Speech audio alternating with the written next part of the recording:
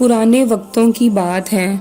एक खूबसूरत मगर गुमनाम से शहर में एक तन्हा सौदागर रहता था। उसका नाम यूसुफ सौदागर था। वो बहुत दयानतदार, नेक दिल और दुनिया देखी हुई शख्सियत था और बहुत कामयाब सौदागर भी था। उसकी बीवी वफात पा चुकी थी और उसकी कुल कायनात अब उसकी 3 बेटियां थीं, जिनमें से एक का नाम नायाब, दूसरी का नाम रुबाब और तीसरी का नाम महताब था। नायाब उसकी सबसे बड़ी बेटी थी। वो संजीदा, बुर्दबार और अपने बाप की तरह समझदार थी। रुबाब दरमियानी बेटी थी। वो हसीन, खुदसर मगर नरम दिल थी, जबकि महताब सबसे छोटी, नाजुक मिजाज और ख्वाबों में रहने वाली लड़की थी। यूसुफ सौदागर जिंदगी भर तिजारत के लिए दूर दराज इलाकों में जाता रहा।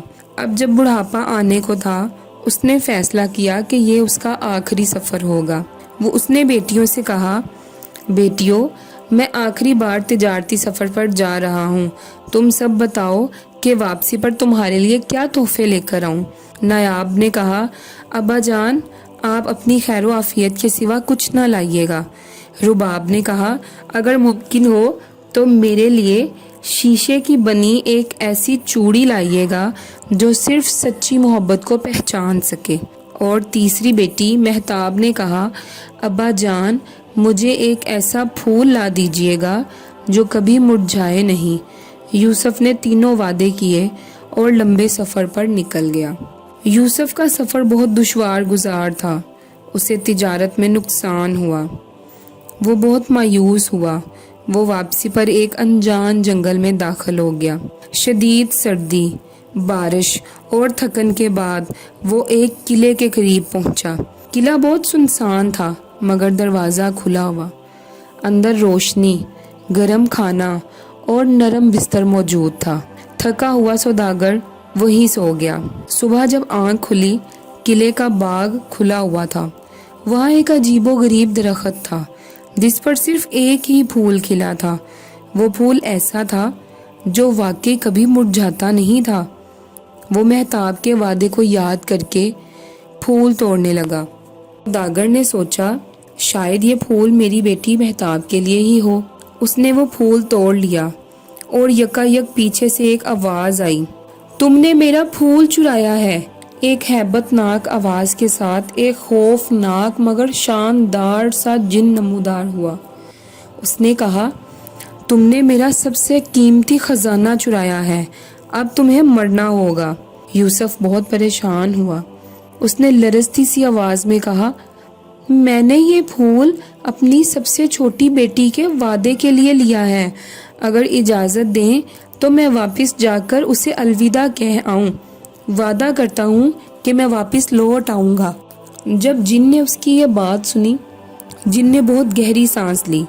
ठीक है, लेकिन एक शर्त पर। तुम वापस आओगे या तुम्हारी एक बेटी तुम्हारी जगह किले में आएगी। यूसुफ बहुत परेशान था। वो जब घर वापस आया तो उसने बेटियों से कुछ न छुपाया। उसकी बेटियों ने जब सारी बात सुनी तो वो रोने लग गई। नायाब ने कहा, अब्बा, हम तुम्हें कुछ नहीं होने देंगे। रुबाब ने कहा, हम तीनों आपके साथ चलेंगे। मगर महताब चुपचाप खड़ी देख रही थी। फिर उसने कहा, अब्बा, आपने मेरा वादा पूरा किया है। अब मेरा फ़र्ज़ है कि मैं आपको बचाऊं। तो अब मैं ही किले में जाऊंगी। सौदागर यूसुफ ने उसे मना किया, नहीं महताब, तुम नहीं जाओगी। मगर महताब ने ज़िद की और अगली सुबह वो किले के लिए रवाना हो गई। जब महताब महल में पहुंची तो जिन देखकर हैरान हो गया। फिर जिन ने उसे हैरानी से पूछा, क्या तुम अपनी मर्जी से आई हो? महताब ने कहा, मैं अपने बाप की जगह आई हूँ। अगर आपको मेरी जान चाहिए तो मैं हाजिर हूँ, मगर मेरे अब्बा जान को कुछ ना करिएगा। और अगर आप इजाज़त दें तो मैं यहाँ खिदमत भी कर सकती हूँ, लेकिन मेरे बाबा जान को कुछ मत कहिएगा। जिन ने उसे किले में रहने की इजाज़त दे दी। दिन गुजरते गए। जिन उसे तकलीफ़ नहीं देता था बल्कि उसका बहुत ख्याल रखता था। उससे बातें करता, सवाल पूछता اور اسے کتابیں دیتا۔ آہستہ آہستہ مہتاب کو احساس ہوا کہ جن کی آنکھوں میں تنہائی ہے۔ اس نے پوچھا، کیا آپ واقعی ایک جن ہیں یا کوئی اور راز ہے؟ پھر جن نے پہلی بار اپنا اصل چہرہ دکھایا۔ وہ دراصل ایک شہزادہ تھا جس پر جادو ہوا تھا۔ میری نجات صرف ایک سچی قربانی اور سچی محبت سے ممکن ہے۔ مہتاب نے سب کچھ سمجھ لیا۔ اس کی آنکھوں میں آنسو تھے مگر دل میں ہمت، صبر۔ اس نے کہا، اگر میری محبت سچی ہے تو تمہیں رہائی ضرور ملے گی۔ پھر ایک رات جن نے مہتاب سے پوچھا، مہتاب، تمہیں مجھ سے ڈر نہیں لگتا کہ میں ایک جن ہوں، کوئی انسان نہیں؟ تو مہتاب نے اس جن سے کہا، میں تم سے ڈرتی نہیں بلکہ تمہارے دکھ کو سمجھتی ہوں۔ قلعے میں زوردار روشنی پھیلی، جن کی شکل بدل گئی۔ وہ ایک خوبصورت شہزادہ بن گیا۔ دراصل جادو ٹوٹ چکا تھا۔ شہزادہ بولا، تم نے مجھے رہائی دی ہے، اب میری سلطنت تمہاری ہے۔ اگر تم چاہو تو یہ محل، یہ دل، یہ سب کچھ تمہارا ہے۔ مہتاب بہت خوش ہوئی۔ وہ مسکرانے لگی اور اس نے کہا، پہلے مجھے اپنے ابا اور بہنوں سے اجازت لینی ہوگی۔ جن نے کہا، ہاں بالکل، ضرور، تم اپنی بہنوں اور اپنے ابا سے اجازت لو اور انہیں محل میں بلا لو۔ پھر سوداگر یوسف، نایاب اور رباب جب محل میں پہنچے تو ان کی خوشی کی انتہا نہ رہی۔ وہ ایک خوبصورت شہزادے کو دیکھ کر حیران ہو گئے۔ انہوں نے مہتاب کو گلے لگایا اور انہیں اجازت دی کہ آپ شادی کر سکتے ہیں۔ پھر شہزادہ فراز اور شہزادی مہتاب کی بہت دھوم دھام سے شادی کی گئی اور وہ وہاں پر شہزادیوں کی طرح رہنے لگی، اور ساتھ ہی اس کی دونوں بہنیں بھی اور سوداگر یوسف بھی۔ شہزادی مہتاب کی شادی کے بعد ایک رات وہ اور شہزادہ فراز قلعے کے باغ میں بیٹھے تھے۔ مہتاب کی نگاہیں چاند کی طرف تھیں مگر دل سوالوں سے بھرا ہوا تھا۔ آخر کار اس نے نرمی سے پوچھا، فراز، کیا اب تم مجھے سچائی بتاؤ گے کہ تم پر جادو کس نے کیا اور کیوں؟ شہزادے نے ایک طویل سانس لی اور کہنے لگا، میرا اصل نام فراز بن آفتاب ہے۔ میں مشرق کی سلطنت کا ولی عہد تھا۔ میری پرورش بادشاہوں کی طرح ہوئی مگر میرے دل میں ہمیشہ رعایا کی محبت تھی۔ میں چاہتا تھا کہ سلطنت میں عدل ہو، سچائی ہو اور ہر غریب کو اس کا حق ملے۔ میرے باپ کے دربار میں ایک جادوگرنی رہتی تھی جس کا نام تھا زالینہ۔ وہ نہایت حسین تھی مگر اس کا دل کالا تھا۔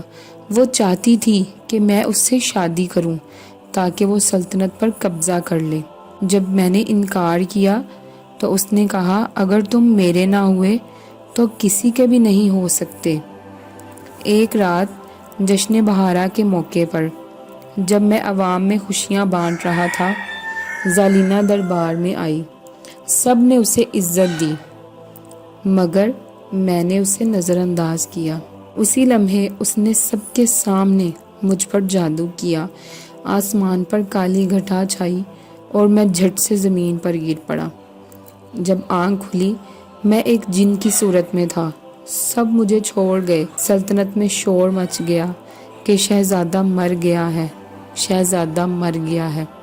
زالینہ نے میرے باپ کو بھی دھمکایا کہ اگر کسی نے مجھے ڈھونڈنے کی کوشش کی تو میں پورا کا پورا خاندان ختم کر دوں گی۔ اور اس کے جادو کا توڑ ایک ہی تھا، ایک سچی قربانی اور ایک سچی محبت۔ میں نے پہاڑوں میں ایک قلعہ بنایا جہاں وقت رک گیا۔ میں نے اس جادو کے اثر سے خود کو چھپایا مگر قید بھی ہو گیا۔ وہ پھول جسے تم نے مانگا دراصل اسی جادوگرنی کا توڑا ہوا زہر تھا۔ صرف ایک سچی خواہش رکھنے والا ہی اسے دیکھ سکتا تھا اور تم نے وہ پھول مانگا۔ شاید یہ قدرت کی ہی مرضی تھی۔ یہ سب کچھ سننے کے بعد مہتاب کی آنکھیں حیرت سے پھیل گئی۔ اس نے پوچھا، کیا وہ جادوگرنی ابھی بھی زندہ ہے؟ فراز نے آہستہ سے کہا، کہا جاتا ہے وہ اندھیری وادیوں میں اب بھی چھپی بیٹھی ہے اور وہ جان چکی ہے کہ اس کا جادو بھی ٹوٹ چکا ہے۔ پھر شہزادی مہتاب نے شہزادے فراز سے قلعے کے بارے میں پوچھا تو وہ اس قلعے کے تہہ خانے میں لے گیا۔ وہاں ایک پرانی گردآلود کتاب پڑی تھی، اس پر سنہری حروف میں لکھا تھا قصر وقت۔ مہتاب نے حیرانی سے پوچھا یہ قصر وقت کیا ہے؟ فراز نے کہا یہ قلعہ عام قلعہ نہیں، یہ خود وقت سے آزاد ایک جگہ ہے، آؤ میں تمہیں اس کی اصل تاریخ بتاتا ہوں۔ صدیوں پہلے جب زمین پر بادشاہتیں نئی نئی قائم ہو رہی تھی، اس علاقے میں ایک جادوئی قبیلہ بستا تھا، قبیلہ نوران۔ یہ لوگ قدرت کے رازوں کو جانتے تھے، دعاؤں سے بارش لاتے اور چاندنی کو قید کر سکتے تھے۔ ان کے سردار نے ایک قلعہ تعمیر کروایا، ایک ایسا قلعہ جو نہ وقت سے پرانا ہوتا نہ یادداشت سے مٹتا، اور یہ قلعہ ان کی مقدس بیٹی شہزادی الیارا کے لیے تھا۔ کہا جاتا ہے کہ الیارا کی خوبصورتی اور روحانیت اتنی پاک تھی کہ آسمان کے فرشتے بھی زمین پر اترنے لگے۔ وہ قلعے کی محافظ تھی۔ اس نے اعلان کیا تھا کہ جب بھی دنیا میں ظلم بڑھے گا، اس قصر میں ایک محافظ جنم لے گا۔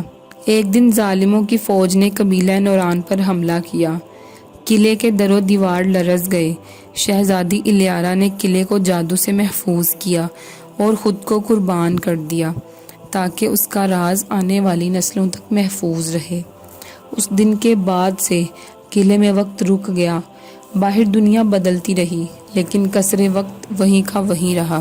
تب سے قلعے میں صرف وہی داخل ہو سکتا تھا جو دل سے پاک ہو، جس کی خواہشیں خالص ہو اور جس کے نصیب میں قربانی لکھی ہو۔ جب مجھ پر ذالینہ کا جادو ہوا تو میں در بدر پھرتا رہا۔ آخر کار مجھے یہ قلعہ ملا۔ میں نے محسوس کیا کہ شاید یہ قلعہ مجھے بلاتا ہے، جیسے یہ قلعہ صدیوں سے میرے انتظار میں تھا۔ قلعے نے مجھے قبول کر لیا، لیکن قید کی حالت میں۔ جب مہتاب قلعے میں داخل ہوئی تو وہ پہلی انسان تھی جس نے الیارا کے بنائے ہوئے دروازے کو سچے دل سے پار کیا۔ اس کی سچائی نے قلعے کے اندر کی خاموش روحوں کو جگا دیا۔